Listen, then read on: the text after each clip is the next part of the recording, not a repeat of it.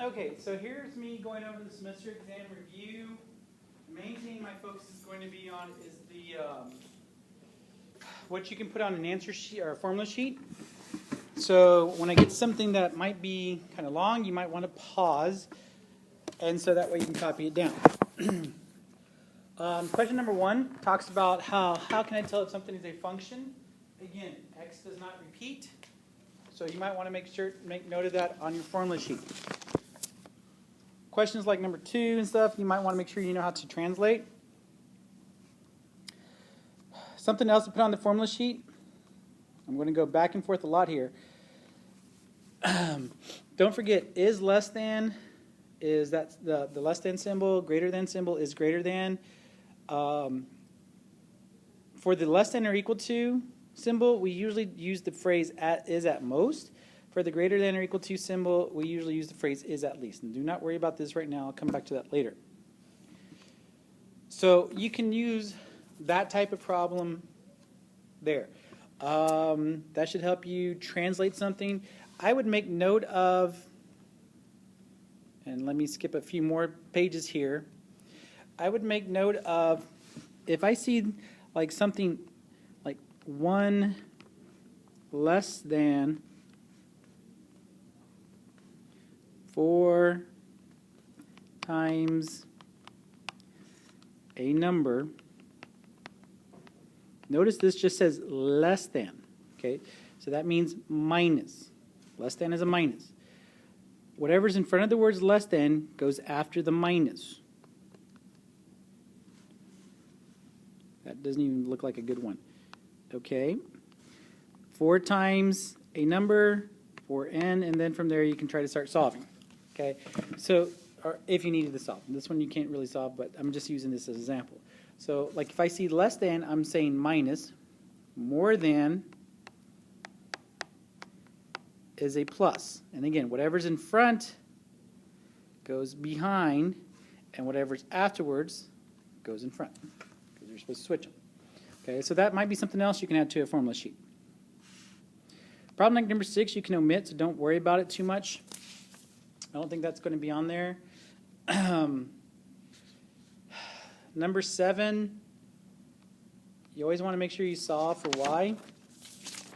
Number 10, again, all that information on number 10, you can put onto the formula sheet. So all those answer choices, you can put onto the formula sheet. Don't forget, I did make some changes to some of those. So let me take a quick picture of this. I'm going to pause. Okay, so I'm trying to give you some extra bit here. So A was good. You can copy all of A. On B, it should have said the domain of a relation is the set containing the first members. The range would have been the ones containing the second members. The dependent variable of a relation is the range. That's true. The independent would be the domain. A function is a relation which each domain is paired up with exactly one range. Okay, so you can use all of number 10 pretty much to help you put on the formula sheet. If you haven't added this in, this is from problems like number 12, talking about classifying.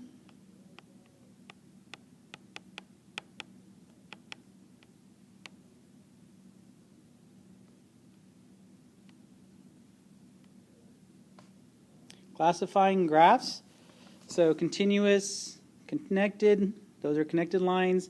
Left, right, domain and range. Discrete, not connected points. You list the domain and range, the x values and the y values. So kind of keep that in mind. I know you should see a question like that. Keep in mind almost all the tables are going to be linear, so you should be able to say, tell me about those. Be able to tell me about the scatter plots. Positive, no correlation, positive correlation, negative correlation. So you should be able to do those.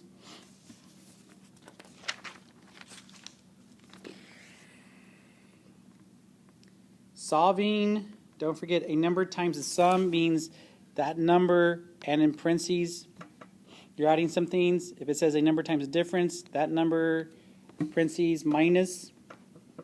Linear, look for the word constant and get rid of anything that says area. Look for the word constant. So these are things that I'm mentioning could go on to your formula sheet. If you need to write out steps on how to solve something, distribute, combine like terms, variables to the left, numbers to the right, and then divide, that's fine. Oy vey. Let's do this. Don't forget your slope-intercept form, the different forms of the line, slope-intercept, point-slope, standard. Also, notice up on top there is the formula for slope. Subtract the y's over subtract the x's. So you can put any of that information on there. How to solve them, how to convert to them, that's fine. Keep in mind direct variation. What are examples of direct variation? There should be an X here. Direct variation and examples are basically some number, y equals some number times x. No exponents, no plus or minus. That should do that. So that's something you could add on to your formula sheet. Direct variation, some number times x, no exponents, no plus or minus. If you look at 40, how can you solve looking at a table? You're looking for when the points are the same.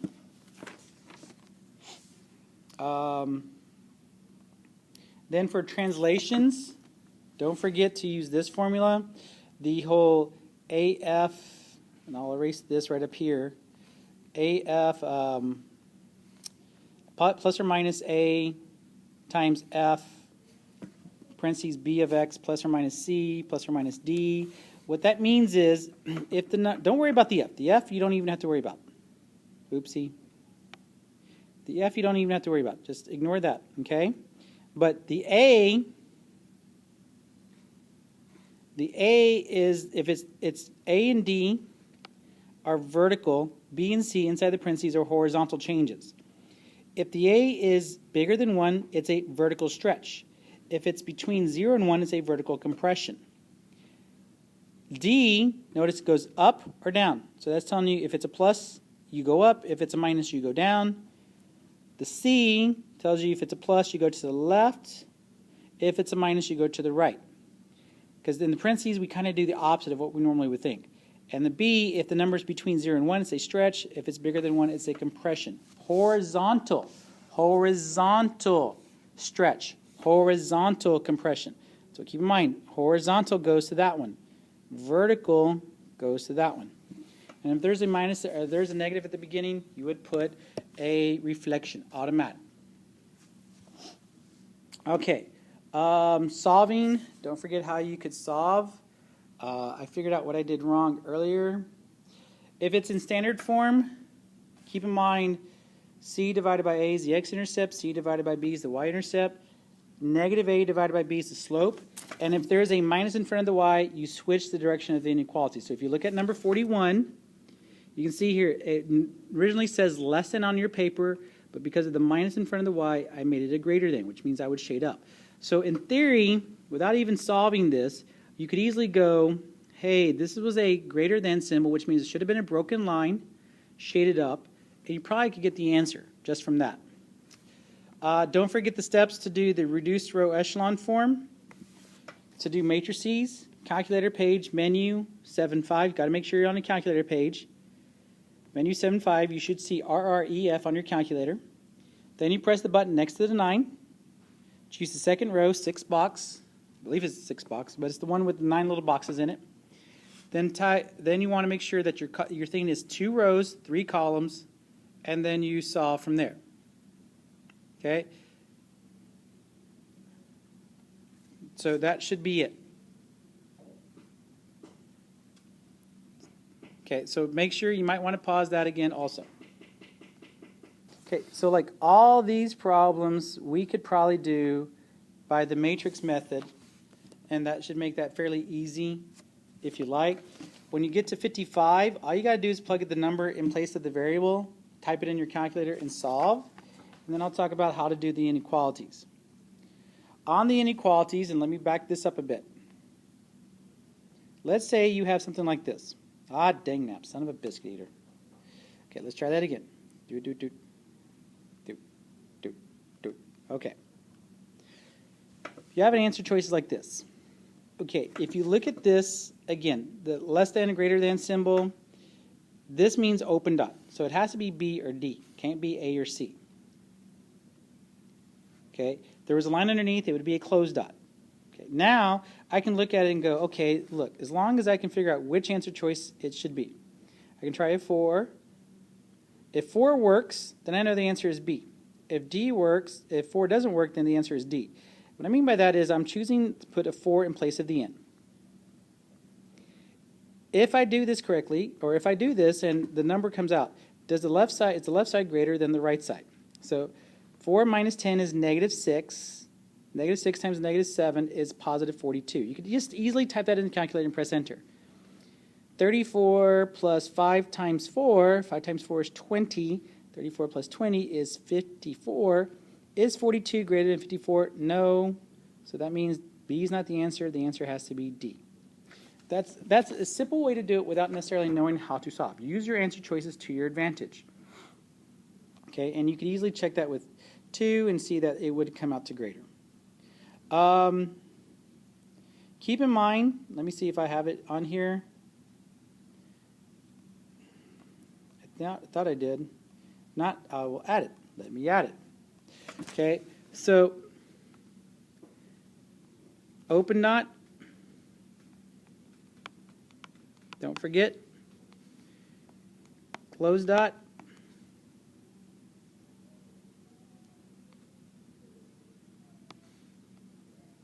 And that will probably get you to at least a 50-50 chance. Okay, and then from there you can probably plug in, because that should be multiple choice. We already talked about that. Distributing perpendicular, opposite reciprocals, parallel, same slopes, don't forget that. So if I had any function that said 3/4 x minus 4, perpendicular to this would be negative 4 over 3. Parallel would be positive 3 over 4. Okay, and that probably could help you, and then from there you could plug in points to see which one works, and kind of go from there. So like in this example, and this is taken from a different problem. So you can kind of see the answer, but let me back it up a little bit. All right, so I wanted something that's perpendicular to negative 3 over 4 plus 9/2 through the point 3, 7. Okay, so what you could do here is, okay, realize that the slope is negative 3/4. So I can say it's positive 4 over 3 because I want the opposite reciprocal.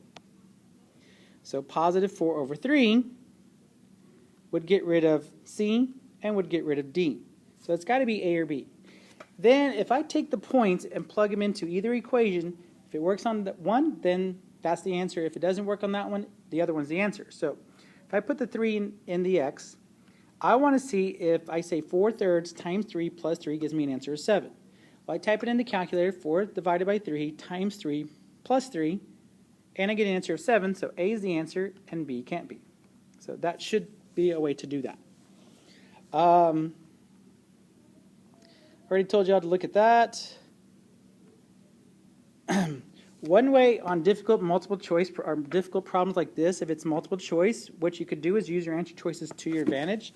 Like if you put here, the correct answer is D, 3. If I put a 3 here in place of the B, does the left side equal the right side? In other words, if I type this in to the calculator, notice I put the 3, negative 6, parentheses, negative 6 times 3, plus 10, close it, plus 6 times 3. Press enter and I got an answer of 66. Here I did the same thing, 6 parentheses 2 times 3 plus 5. Press enter and I got an answer of 66. Since both sides were equal, that was the answer, D. So difficult problems like that, you can use your multiple choice to your advantage to get the answer. And I think that's about it, folks. I mean, I've tried to cover everything as quickly as possible to make sure you can hopefully get this all taken care of and get it down. So best of luck to y'all. If y'all do have any questions, feel free to ask me before school or in the morning or before the test. I hopefully will be there for y'all before school starts so I can answer maybe a few quick questions.